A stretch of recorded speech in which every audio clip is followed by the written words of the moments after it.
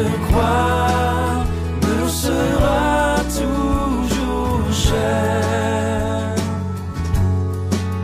Et elle est gloire et victoire pour moi. Et par elle, en la maison du Père, la couronne est offerte à ma foi. Et par elle, en la maison du Père, la couronne est offerte à ma foi.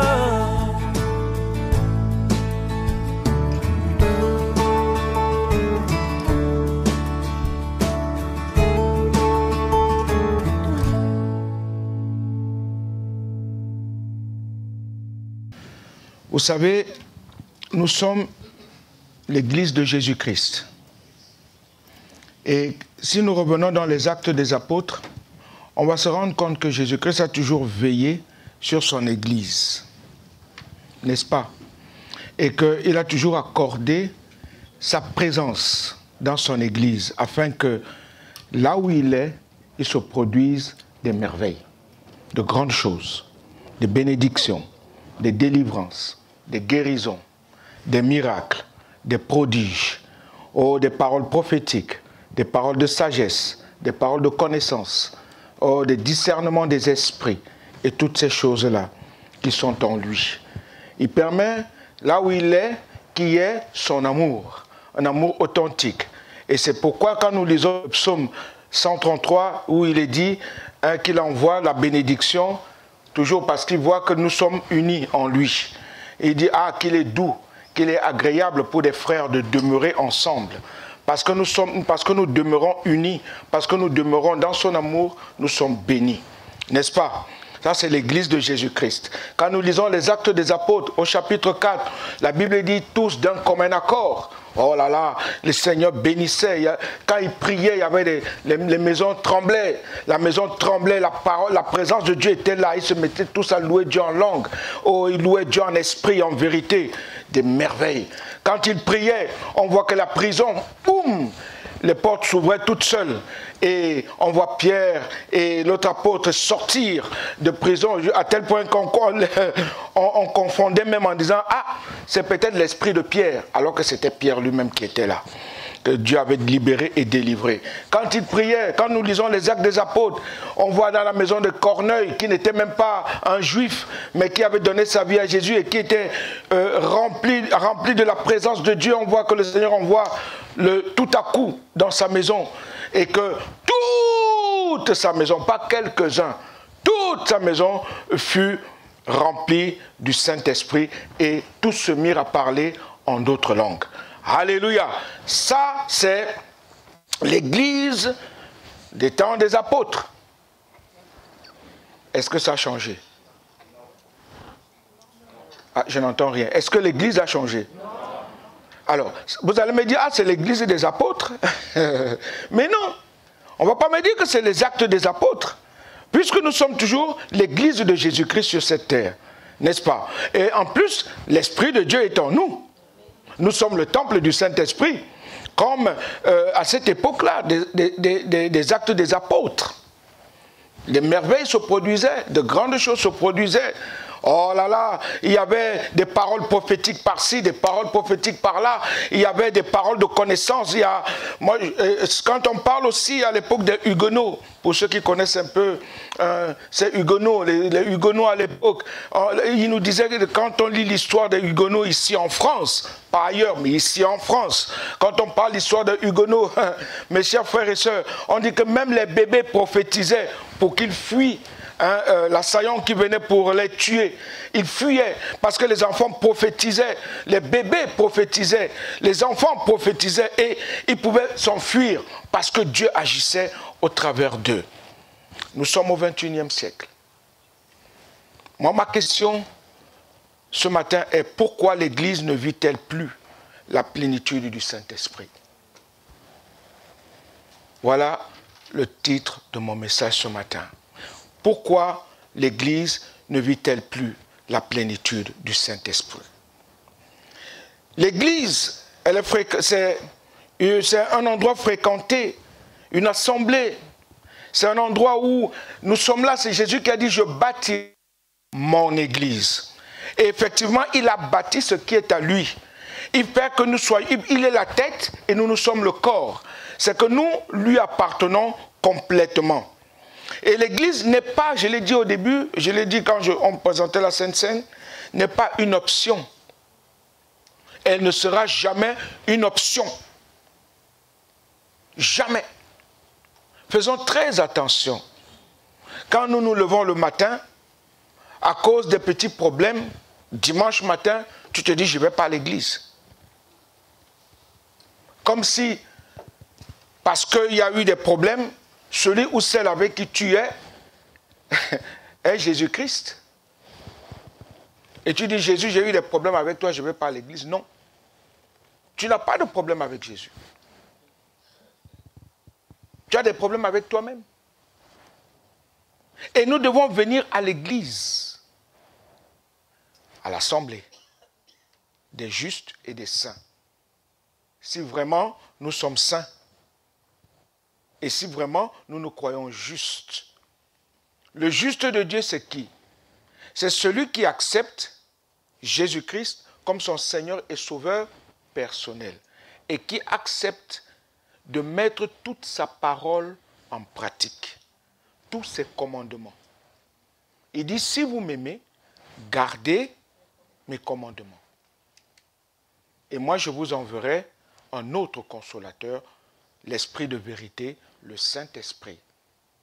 C'est lui qui est là, notre consolateur. L'Église n'est pas une option. Plusieurs pensent que venir à l'Église, c'est quand on veut, comme on veut. Nous avons fait un choix, c'est de suivre Jésus et de le servir. Alors servons-le avec joie, avec vérité et avec amour.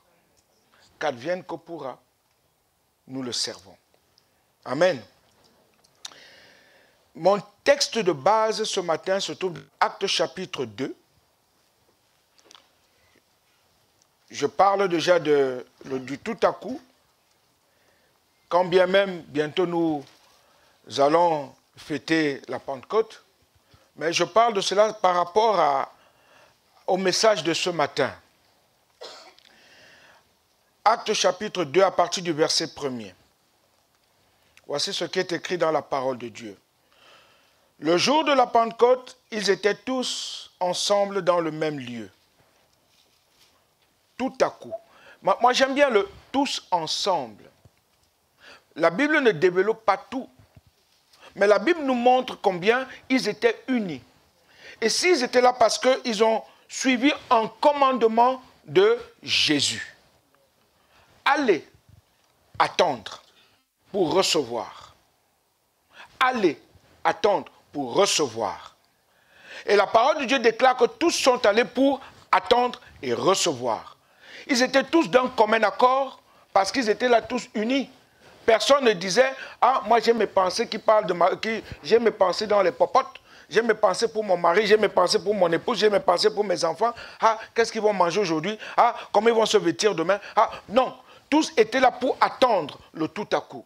Tous étaient là pour servir le Maître, Jésus-Christ. Tous ensemble, alléluia, tous ensemble dans le même lieu. Tout à coup, il vint du ciel un bruit comme celui d'un vent impétueux. Et il remplit toute la maison où ils étaient assis. Des langues semblables à des langues de feu leur apparurent, séparées les unes des autres, et se posèrent sur chacun d'eux. Et ils furent tous remplis du Saint-Esprit et se mirent à parler en d'autres langues, selon que l'Esprit leur donnait de s'exprimer. Amen. Alléluia. Dans Éphésiens chapitre 5, l'épître de Paul aux Éphésiens au chapitre 5 aussi, il y a quelque chose qui nous a aussi recommandé. Éphésiens 5, versets 18 et 20.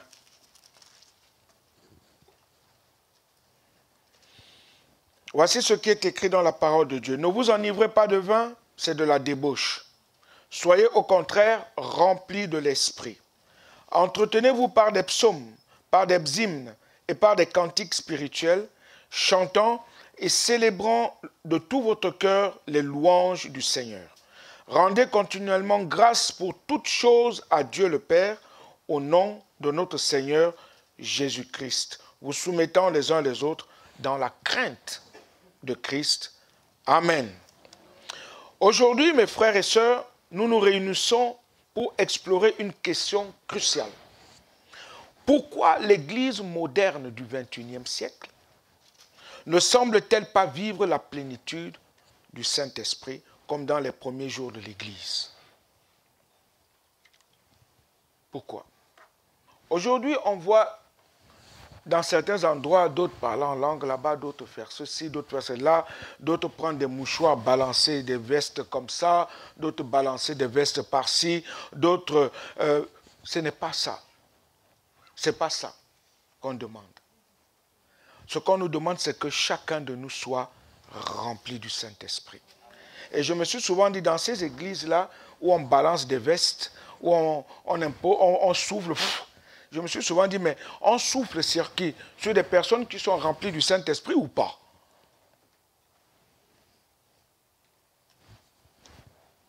Parce que si la personne qui est devant moi est remplie du Saint-Esprit, elle sert le Seigneur, je vais souffler sur elle pour quelle onction va encore venir changer la vie de cette personne?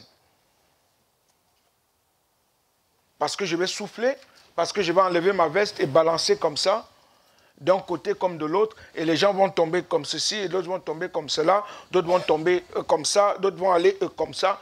C'est ça qui prouve qu'il y a l'onction de Dieu? Faux. Ce n'est pas ça, l'onction de Dieu. Ils ont été tous baptisés parce qu'ils avaient reçu déjà Jésus. Et parce qu'ils ont reçu, je ne vois pas l'apôtre Paul imposer encore les mains aux chrétiens qui ont accepté Jésus. Et que le chrétien tombe pour dire, ah, le pasteur est puissant, il a l'onction. Mais s'il a l'onction, c'est pour ceux qui ne le connaissent pas. Ce n'est pas pour le frère à l'église ou la sœur. Et ça, c'est en train de créer des polémiques aujourd'hui dans notre monde du XXIe siècle. Parce qu'on cherche de l'onction, on cherche des guérisons d'un endroit comme de l'autre. Comme cette femme à la perte de sang depuis 12 ans qui courait de gauche à droite cherchant quelque chose. Mais si nous ne touchons pas réellement Jésus, nous ne recevrons rien.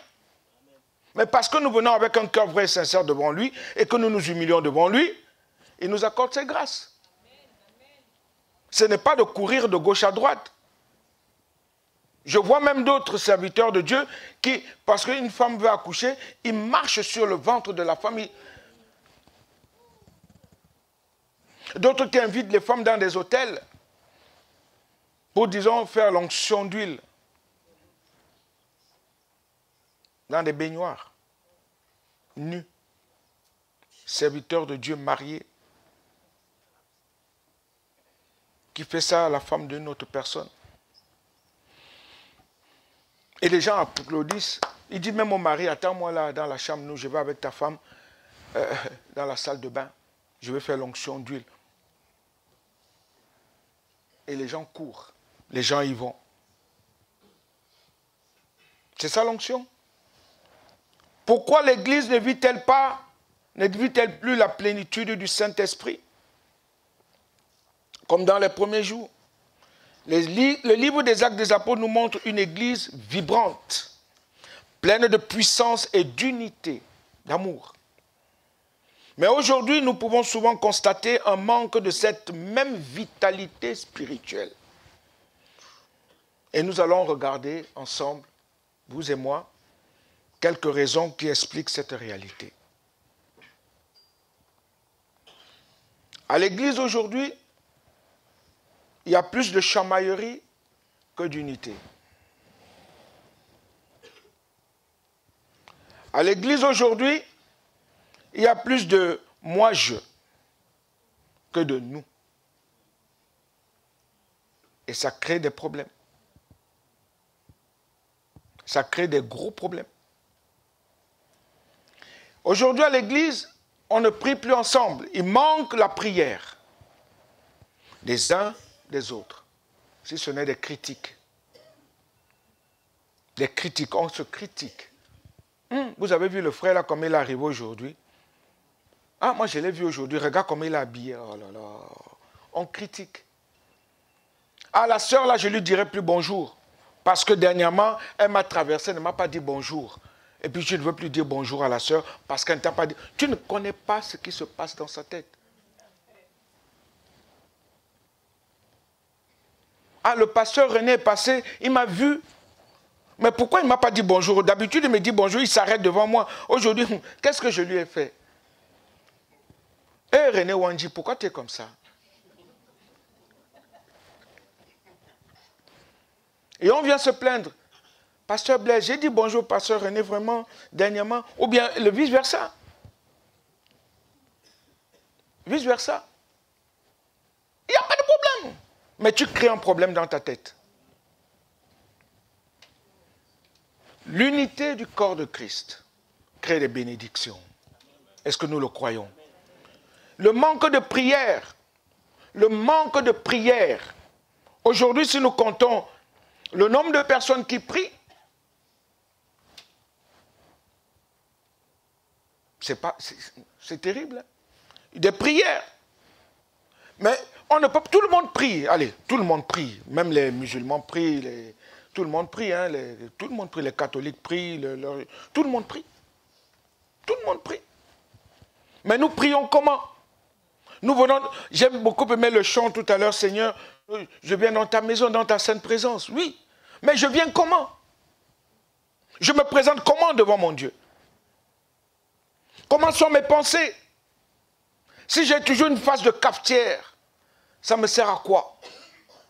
Si mon cœur est rempli de haine, de jalousie, de querelle, de disputes, de murmures, et tout ce que nous dit Galates 5, 19, ça ne vaut pas la peine.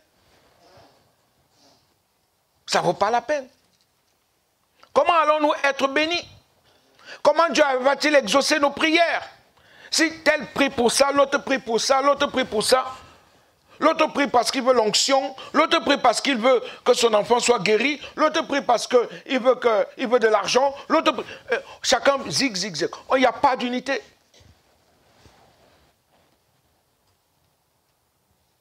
Nous sommes le corps du Christ. Et le corps du Christ doit être uni. Une même pensée, un même désir, une même volonté en Jésus-Christ. Chaque jour. Et l'Église souffre. Mes frères, moi je souffre. Je souffre. Chaque fois que je sors, je souffre. Je dis, hé Seigneur. Un serviteur de Dieu, je tais le nom, on finit le culte ici, m'appelle, il me dit, frère, qu'est-ce qui se passe? C'est là où j'ai eu ce message. Pourquoi on veut amener tout le monde dans le move pour qu'on entre dans la présence de Dieu, mais chacun est froid. Amen. Alléluia. On est là. Oh Dieu. Chacun pense à lui. J'ai dit, frère, c'est des choses qui vont venir doucement. Il dit, non, vous devrez déjà les vivre. Je dis, oui, on les vit. Il dit, non, il y a un problème. Il y a quelque chose qui ne va pas. Je me suis mis à prier, à demander à Dieu ce qui ne va pas. Et tous les jours, je demande à Dieu ce qui ne va pas. Et là, j'ai eu la pensée de l'Église des Actes des Apôtres. Pour dire comme quoi, nous devons revenir à la véritable prière en Jésus-Christ. Par Jésus-Christ et pour Jésus-Christ. Une Église soumise, dépendante vis-à-vis de Dieu. Elle dépend. Nous dépendons de Dieu. Vous et moi, nous ne nous appartenons plus. Le jour où nous avons dit Seigneur Jésus, deviens mon maître absolu, mon Seigneur, mon Dieu, mon rédempteur, mon libérateur, ma victoire, ma vie, mon chemin, ma vérité, tu ne t'appartiens plus. Je ne m'appartiens plus et nous ne nous appartenons plus. Fini. Le souci, c'est que nous prenons souvent nos pensées et nous les mettons dans l'église pour que ce soit nos pensées qui prennent le dessus et nous prions pour que nos pensées puissent être utilisées. Aïe. Et Dieu croise les bras, il nous regarde. Nous sommes dans un renouveau, mes frères et sœurs. Nous sommes dans un renouveau. On va travailler ensemble. Alléluia. Est-ce que vous le croyez? Nous sommes dans un renouveau où on va travailler. Chacun, main dans la main, on va avancer pour le Seigneur.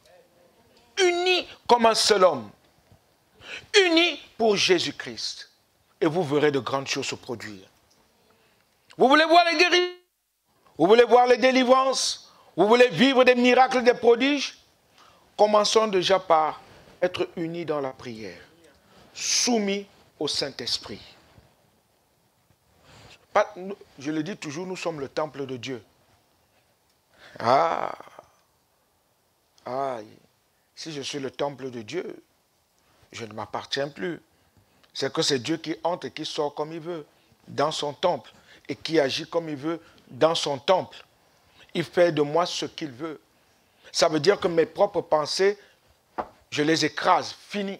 C'est la pensée de Christ. Il faut qu'il croisse et que ce n'est pas moi qui dois d'abord diminuer. Je ne peux pas. Je ne peux pas. Il faut que lui, il croisse et que moi, je diminue. Acte 1, verset 14 nous dit que les disciples persévéraient dans la prière. Je l'ai dit déjà au début. La prière est essentielle pour attirer la présence du Saint-Esprit. La prière. Des fois, je vois quelques sœurs avant le culte dans la petite salle à côté, 2, 3, 1, en train de prier, de dire Seigneur, bénis le culte. C'est 2, 3, 1, 2 fois une seule. Et quand je regarde, je dis, ah Seigneur, je croyais que j'allais voir 10, 15 sœurs, déjà à 9h30, en train d'intercéder pour que ta grâce abonde et surabonde au milieu de nous. Une sœur, 2 sœurs, parce qu'on néglige ces choses-là. On néglige la prière et c'est pas bon. C'est pas bon. La prière, elle est essentielle pour tout un chacun de nous. Alléluia. Aujourd'hui, beaucoup d'églises manquent de temps de prière collective. Des fois même, quand on commence la prière de l'après-midi ici jusqu'à 15h, toujours les mêmes têtes, 2, 3, 4, 5, 6. Mais jamais on ne voit... Nous avons tous des problèmes. Vous savez ça?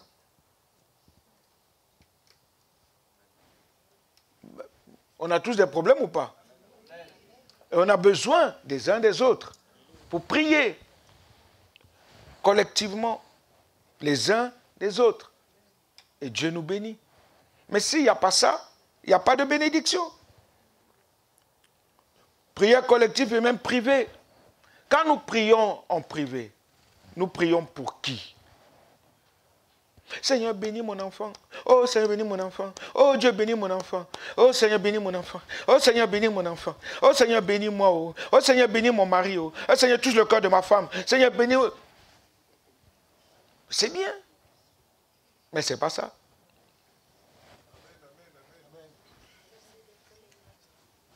C'est pas ça. Oublie-les. Prie pour Youssouf. Alléluia. Prie pour Youssouf. Prends du temps, intercède pour Youssouf. Agenouille-toi pour Youssouf. Pleure pour Youssouf. Et tu vas voir la bénédiction qui va venir.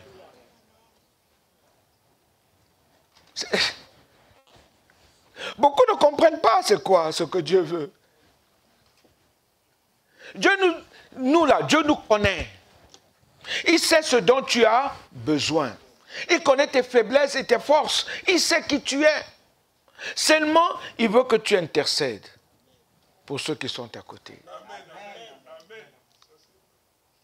Des fois, Dieu me donne un nom, je ne connais même pas la personne. Je me mets à intercéder pour la personne. Je ne la connais pas. Mais le nom vient comme ça, je commence à pleurer même pour la personne. Je ne la connais pas.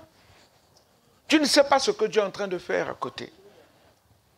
Parce qu'autant tu pries pour l'autre, autant Dieu aussi prend soin de ce dont tu as besoin. Mais pour nous, c'est, oh Dieu, tu vois comment je t'aime, tu vois comment je t'aime, oh viens à mon secours, oh Seigneur, tu vois, j'ai besoin de toi, oh Dieu, bénis-moi. Tu as vu comment je suis bien, non? Tu as vu comment je t'aime, tu as vu comment je t'aime. Regarde l'autre, comment lui, il est comme ça. Tu commences déjà à crier, eh bien, bénis-moi, bénis-moi. L'autre là, oublie d'abord un peu. Mais moi d'abord.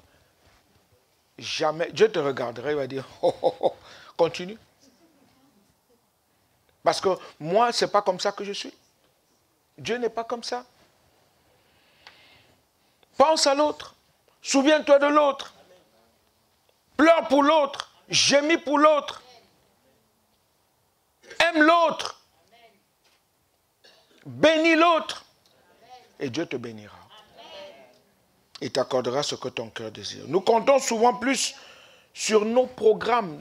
On a des programmes bien fixés. Et nos stratégies humaines, on a des... Oh là, nous sommes tellement des stratèges. Moi, j'ai dit souvent, la NASA ne vaut rien à côté des chrétiens. Nous sommes des grands stratèges. Et nous sommes plus stratégiques même. Nous voulons souvent montrer que nous sommes plus puissants que Dieu lui-même. Parce que quand nous commençons à dire, oui, il faut que je fasse comme ça. Je donne toujours cet exemple où je suis allé, j'ai été invité dans une église à Grenoble, là-bas. Et puis, j'ai demandé le programme. On m'a dit, voilà, on a invité le maire, on a invité voilà, les élus, ils sont là, ils vont venir. Et ils avaient fait un bon programme, chant de louange, adoration, ah, ça battait son plein. Et j'ai dit, ah, super, parce qu'il va voir la prédication qui va venir, va être terrible. Je vais voir le frère qui organisait. Je lui dis, il y aura la prédication ou pas? Il me dit non. Parce que le maire est là, tu sais, on ne peut pas. Je dis, pardon? Il dit, si, on ne peut pas, on ne peut pas. Non, non. Je dis, comment ça? Il dit, non. Il dit, mais même un témoignage. Laisse-moi aller témoigner. Un témoignage. Il dit, non, on ne peut pas. On a fait la louange, c'est bon, après on va manger, tu vois.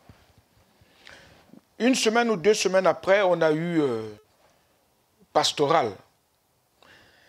Alors le frère a témoigné devant, ouais, vraiment, il y avait du monde et tout ça. Quand il est revenu me voir là où on mangeait, je lui ai dit, frère, il y a eu du monde. Oui. Combien de personnes sont-elles venues à l'église? Combien se sont-elles converties? Combien il y a eu de conversions? Tu as fait des beaux plans. Tu as organisé des... Oui, il faut faire. Il dit, mais tu as fait combien? Combien? Un seul? Ou 2? Non, allez, 2 c'est même beaucoup. 1. Combien sont venus à l'église le dimanche? Le maire t'a dit, oh, c'est le chant, oh, Want to Sing, oh, Go Marching. Oui, tout le monde connaît ce chant. Tout le monde le chante. Et le maire, qu'est-ce que tu lui as dit? Oh, Want to Sing?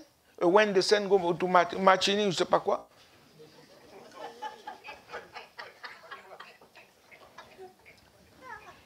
Quand tous les saints iront aux cieux, d'accord, mais il est devenu saint, là, le maire. Voilà le problème. Voilà le problème de l'église du 21e siècle. Pasteur René, on a besoin de retrouver la prière. La jeunesse dans la prière. C'est vrai, la jeunesse, vous passez du temps, mais combien de temps passez-vous dans la prière unis ensemble? Jeunes. Priez, bien. Combien de temps? Cette jeunesse qui doit être vigoureuse. Une jeunesse pour Jésus. Combien? Les papas, les mamans, l'église de Jésus-Christ, combien de temps passons-nous dans la prière les uns pour les autres? Pas pour nous, pour les autres. Nous devons restaurer notre vie de prière, notre engagement envers le Seigneur. C'est un engagement. C'est un engagement. Encourageons les rassemblements de prière et surtout la prière personnelle. Et cette prière personnelle, ce n'est pas pour toi, c'est pour les autres. C'est pour que Dieu les bénisse, parce que Dieu te connaît. Dieu sait ce dont tu as besoin. Il veut juste que tu penses à ton frère, à ta soeur qui est à côté de toi. Parce que quand tu pries, tu dis « Notre Père qui es aux cieux, que ton nom soit sanctifié ». Tu ne dis pas « Mon Père céleste qui es aux cieux, que ton nom soit sanctifié ». Pas pour toi, mais pour les autres. Tu ne dis pas « Pardonne-moi comme je pardonne », mais tu dis « Pardonne-nous ». Comme nous pardonnons. Alléluia. Deuxièmement, il y a aujourd'hui au XXIe siècle, nous vivons une vie spirituelle superficielle. Éphésiens 5, verset 18, nous exhorte à être remplis de l'Esprit de Dieu. C'est pourquoi nous devons nous approcher de notre Seigneur dans la prière, dans la crainte, avec humilité. Parce que beaucoup s'approchent devant Dieu sans vraiment croire en lui. Croire en ce qu'il est, Dieu. Sans crainte, sans tremblement. Et Éphésiens 5 nous dit de venir devant Dieu. Il nous aide à être remplis. Cela implique une vie spirituelle profonde et authentique. Beaucoup de chrétiens vivent leur foi à la surface. Ils dépendent des autres. On dépend du pasteur René. On dépend du pasteur Blaise. On dépend du frère Kia. On dépend de Kevin. On dépend de Gilles. On dépend des autres. On dépend de la vie spirituelle des autres. Et toi-même, comment est ta vie? Et je le redis encore, ce n'est pas mauvais de suivre et de regarder des prédications à la télé. J'ai dit, ce n'est pas mauvais. Mais la véritable vie, c'est celle que toi tu vis pleinement. Ce que Dieu lui-même t'enseigne. Ce que Dieu lui-même t'enseigne. Ce que Dieu lui-même te dit. C'est bien beau d'écouter des prédications. Je ne suis pas contre. Au contraire. Au contraire, moi-même, des fois, j'écoute. J'écoute. Mais je prends un, deux, avec des pincettes. Ce qui est là-bas, avec des pincettes. Nous écoutons des enseignements. Peut-être que, mon frère René, il faut qu'on place des enseignements authentiques pour pouvoir enseigner l'Église comme il se doit convenablement, sans doute. Parce que je me rends compte qu'on en a besoin.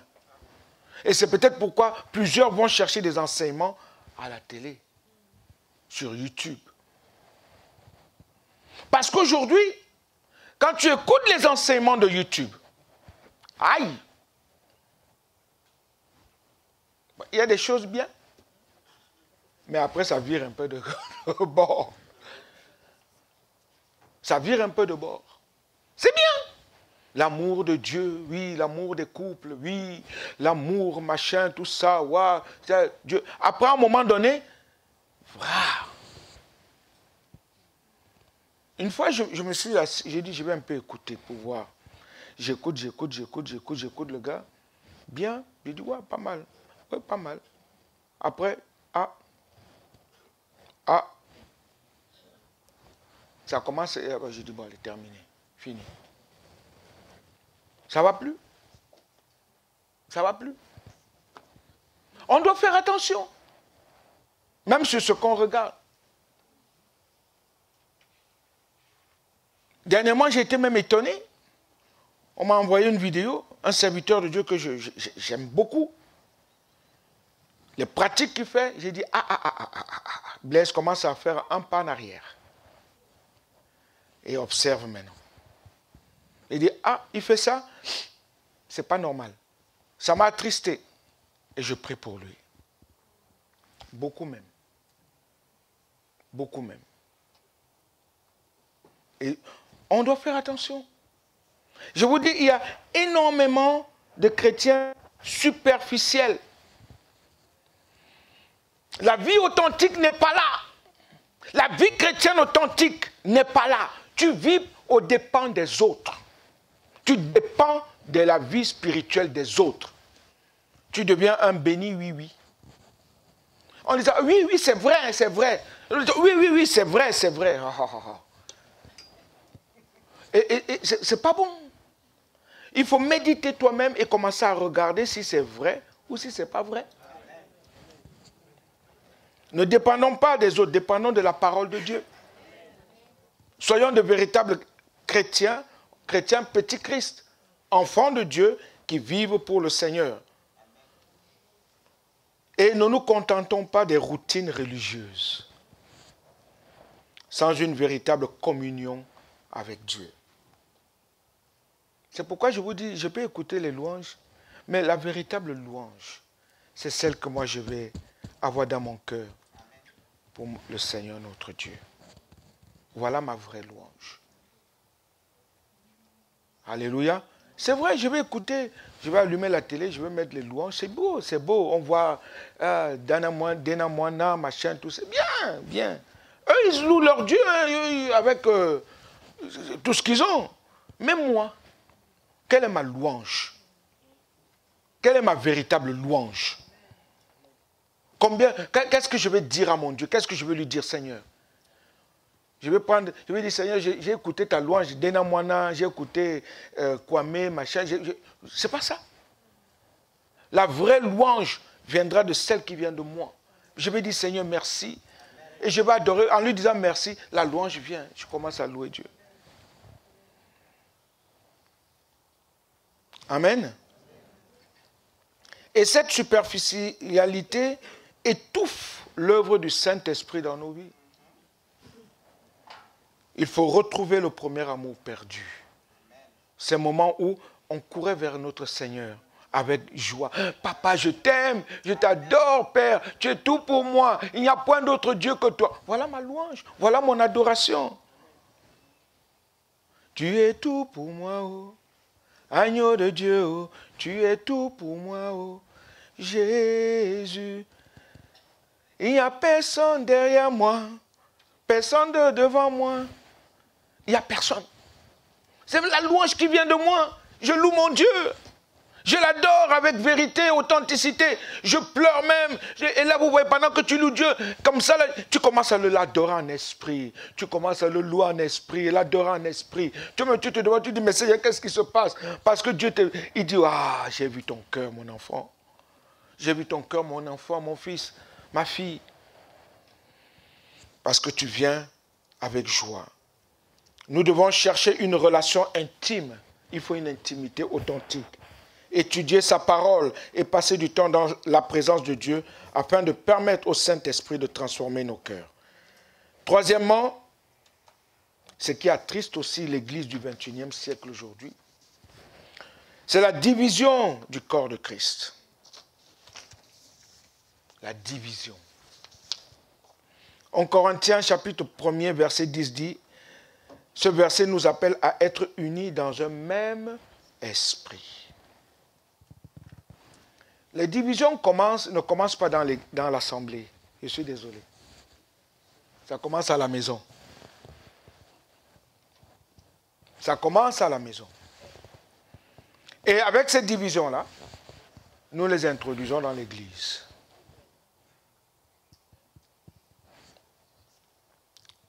Le problème, c'est que nous laissons énormément la chair prendre le dessus. La chair nous dominer. Nos pensées nous dominer.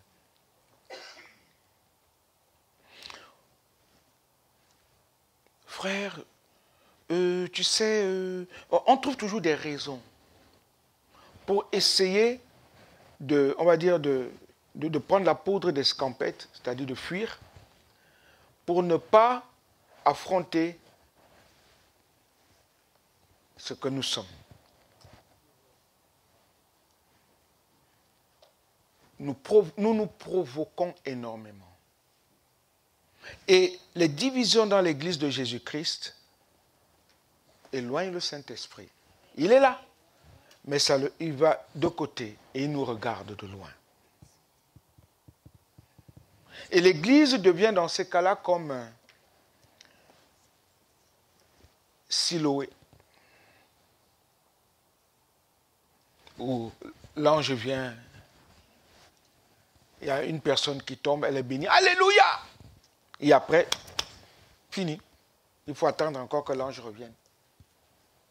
Et pourtant, le Saint-Esprit est là. Il est là.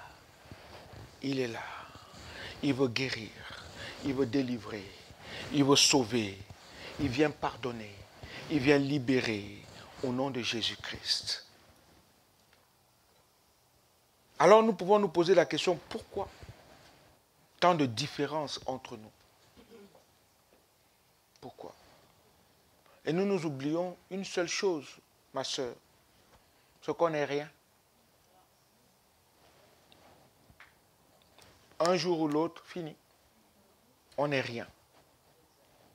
Et nous ne vivons que pour Jésus, par Jésus et en Jésus.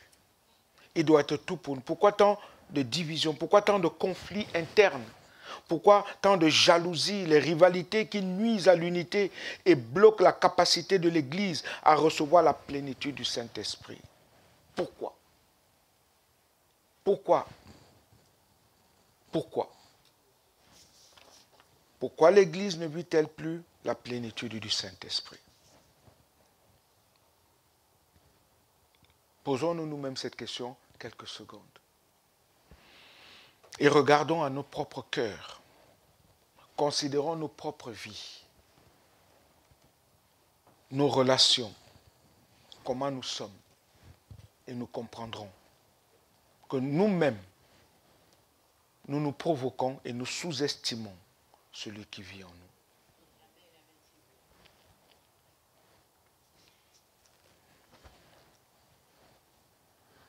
Nous devons promouvoir l'unité au sein de nos assemblées, de nos églises.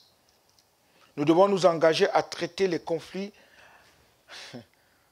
avec des kalachnikovs? Non. Avec amour et pardon.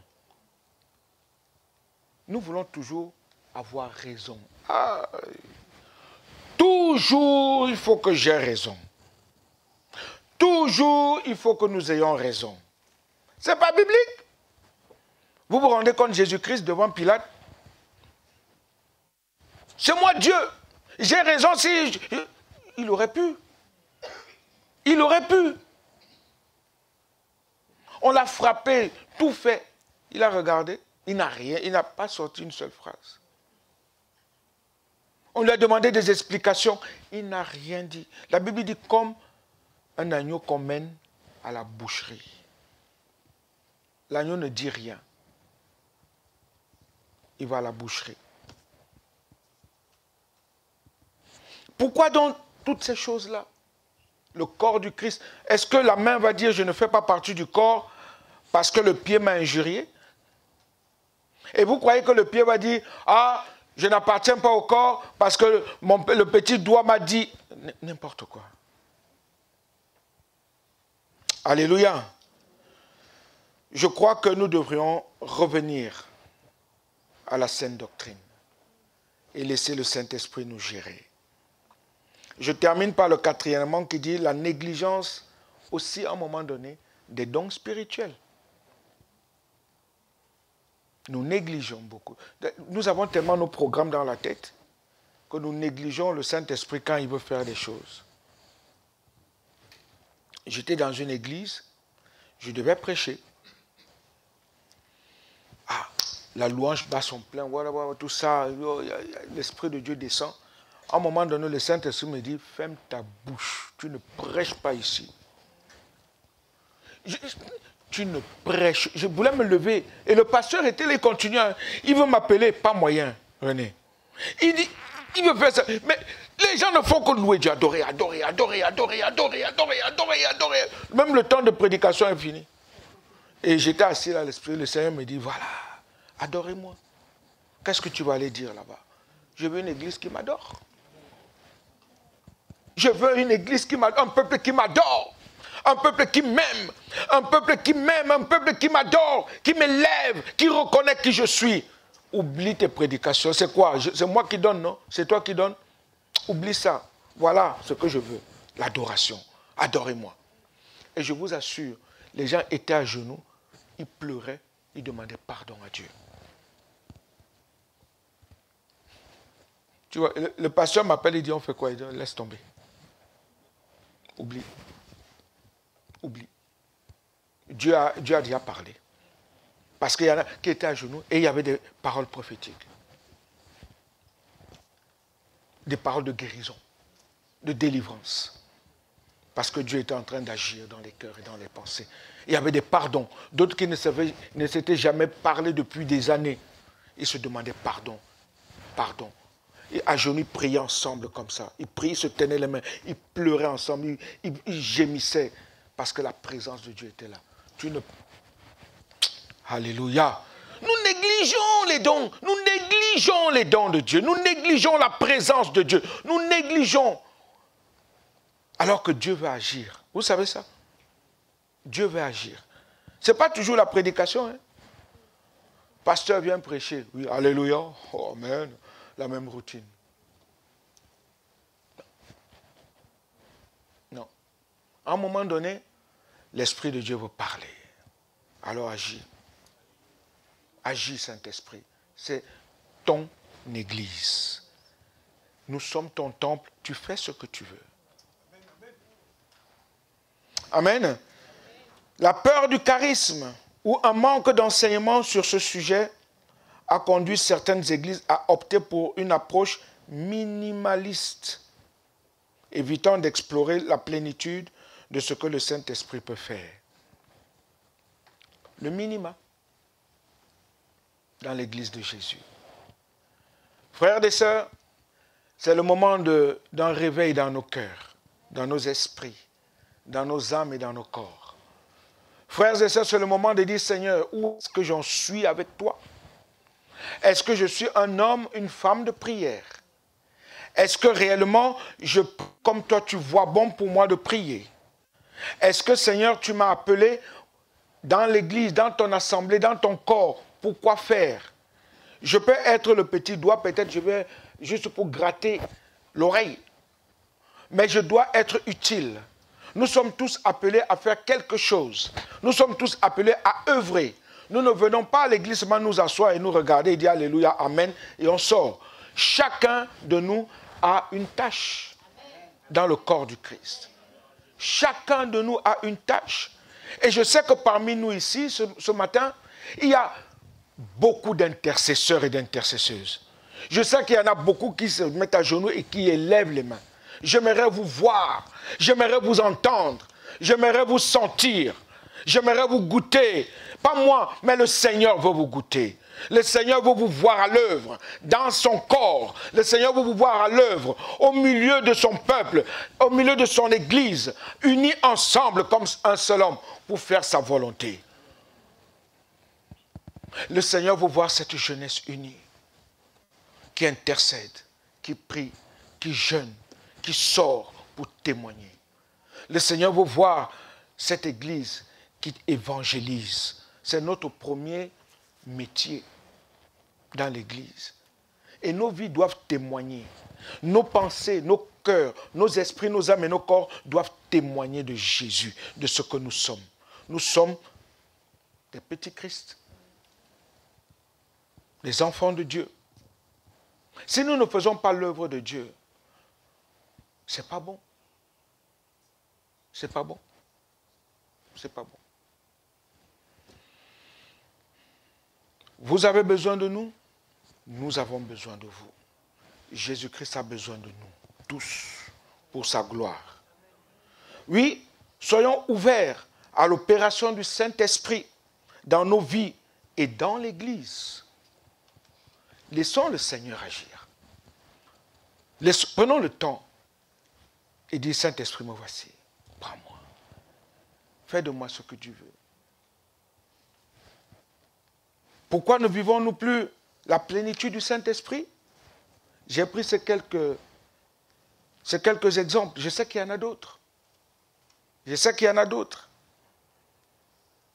Nous devons revenir au fondement de notre foi et de notre dépendance au Saint-Esprit. En cultivant la prière, en plongeant dans une vie spirituelle profonde, en recherchant l'unité, le corps du Christ, et en embrassant les dons spirituels, nous pouvons vivre une église renouvelée, pleine de la puissance du Saint-Esprit. Nous devons demander à Dieu de raviver en nous cette flamme spirituelle et de remplir notre église, notre assemblée, vie nouvelle, de sa plénitude, de chaque jour. Pourquoi l'église?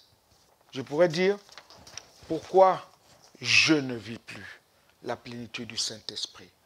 Tu pourras te le dire toi-même. Pourquoi, Seigneur, je ne vis plus la plénitude du Saint-Esprit? Pourquoi, Seigneur? Est-ce qu'on peut fermer nos yeux un instant et réfléchir à cela? Prenons un temps pour réfléchir à cela. Réfléchissons à notre vie de chaque jour. Réfléchissons comment est-ce que nous passons notre temps. Est-ce que notre vie, est-ce que nous sommes attirés par Dieu? Est-ce que nous sommes attirés par la présence de Dieu dans nos vies chaque jour? Est-ce que nos vies glorifient Dieu? Est-ce que nos esprits élèvent Dieu?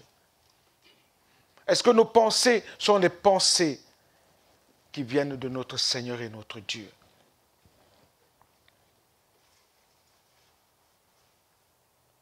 Est-ce que nous sommes unis pour notre Dieu? Qu'est-ce que tu vis? La plénitude du Saint-Esprit. Peut-être tu es baptisé du Saint-Esprit, oui. Tu es rempli du Saint-Esprit, oui. C'est bien. Mais est-ce que Dieu t'utilise?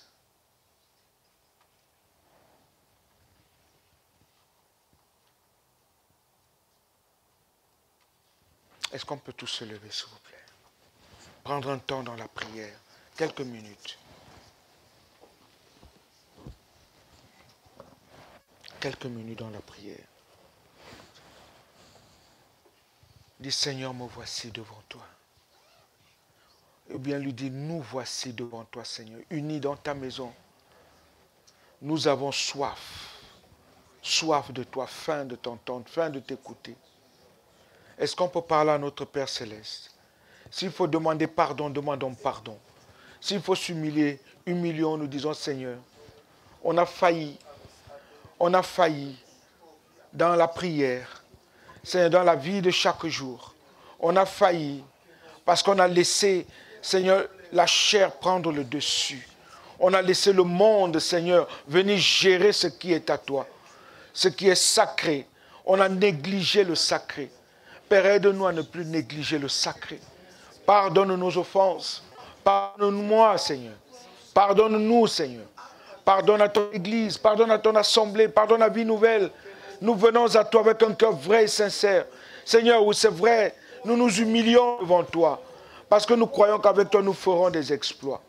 Seigneur, ce matin, je sais qu'il y a beaucoup qui sont malades, qui réclament la guérison. Il y a beaucoup qui ont des problèmes, qui réclament la solution. Il y a beaucoup qui ont des soucis, qui ont besoin, Seigneur mon Dieu, que tu puisses résoudre leurs problèmes, Seigneur.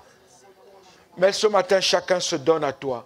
Chacun s'humilie devant toi, en reconnaissant que c'est toi seul qui es la solution. Nous avons essayé de chercher, de faire les choses de nous-mêmes, d'agir de nous-mêmes, de façonner les choses de nous-mêmes. Mais hélas, Seigneur, hélas, Seigneur, hélas, Seigneur, c'est que du fiasco. C'est que, Seigneur mon Dieu, nous n'avons pas su, Seigneur, attendre ou dépendre de toi. Attendre que tu agisses dans nos vies. Ô Père, dans tous les domaines, nous avons besoin de toi. Dans nos foyers, dans nos familles, dans ton église, dans le lieu de travail, partout où nous sommes. Père, fais-nous grâce. Au nom de Jésus-Christ de Nazareth. Fais-nous grâce, Seigneur. Ô Père, à qui d'autre irions-nous? Toi qui as les paroles de la vie éternelle. Nous t'avons choisi, sachant que toi tu nous as choisi le premier. Et nous t'avons accepté comme notre Seigneur et Sauveur personnel, comme notre Maître. Et nous sommes tes disciples. Et le disciple se soumet à ta volonté. Seigneur, fais grâce. Parce que nous croyons et nous savons qu'avec toi, nous ferons toujours des exploits. Au nom tout-puissant du Seigneur Jésus-Christ.